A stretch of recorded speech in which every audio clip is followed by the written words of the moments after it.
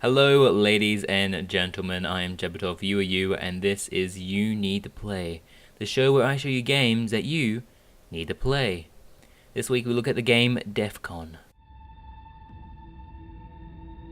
Defcon is a real-time strategy game created by the independent game developer Introversion Software and was released on September 29th, 2006. The whole game is done in a 1980s computer-themed world map. The gameplay is reminiscent of the big boards that were virtually represented in nuclear war films, primarily the film War Games. Shall we play a game? How can I ask you that? How about global thermonuclear war? Fine. Alright. The aim of the game is very simple: destroy as much of the enemy's population while having as little as your own population destroyed. And at the end of the game, the player with the highest score wins. The game works in Defcon levels. At Defcon 5, no hostile action can take place. Players must place their units and fleets and can move into international waters. At Defcon 4, no hostile action can take place. Radar coverage will provide information on units within range, and players may continue to place units and fleets and move them into international waters. At Defcon 3 and 2, conventional navy and airborne combat is authorized. Units and fleets can no longer be placed.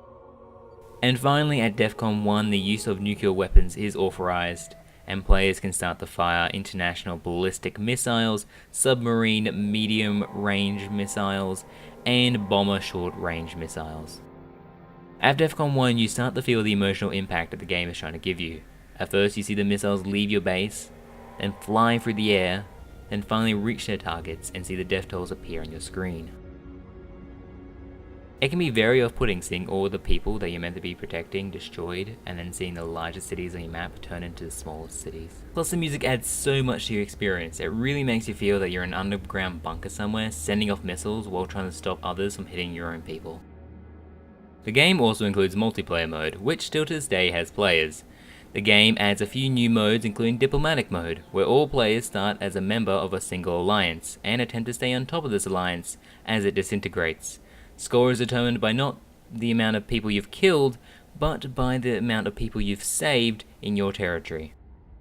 So, overall, this game is a great RTS. If you stuff up in this game, it's completely your own fault. There is nothing unfair in this whole game, and it makes it so much better.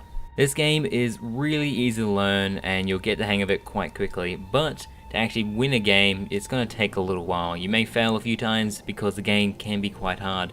Even versing just AI opponents is very hard to actually win. It's a very hard game to master, but you know, it's easy for newcomers to come along and give it a try. This game can have quite an emotional impact. You're basically committing genocide on a worldwide scale. You're committing nuclear war. That's kind of, a big thing, and it sort of makes you feel something at the end of the game where you see just the millions of people that have been murdered by your own hands, basically.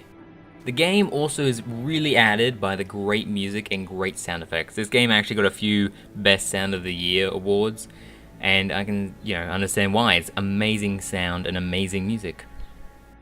If you're looking for an in-depth story of why this war is happening, there is none. There is 0% story in this game.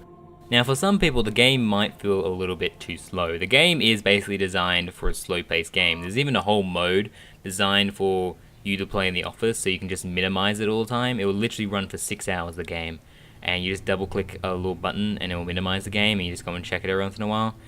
But if you're into a really fast-paced game, you can speed up the time in this game, but it may sort of disconcert you how fast everything is happening. So if you're really into something really fast, is probably not best for you. The game will probably normally last about 12 minutes if on a normal sort of speed, if you speed up and slow it down continuously. But if you're into a really fast-paced game, this is not for you. This game is one of the best RTS ever made, and it's a must-play on my list of games. I've never played a game where my choices matter so much. It literally depends, everyone in the world is depending on me to not to screw up, and that's holy shit. Holy crap, millions will die if I screw up. The prizes for Defcon are on the screen now. Plus, give this video a thumbs up if you've enjoyed it, and subscribe for more from the Generation Gamers game. Till next time, I'm Jabbtoth, you, Jabbtoth, out.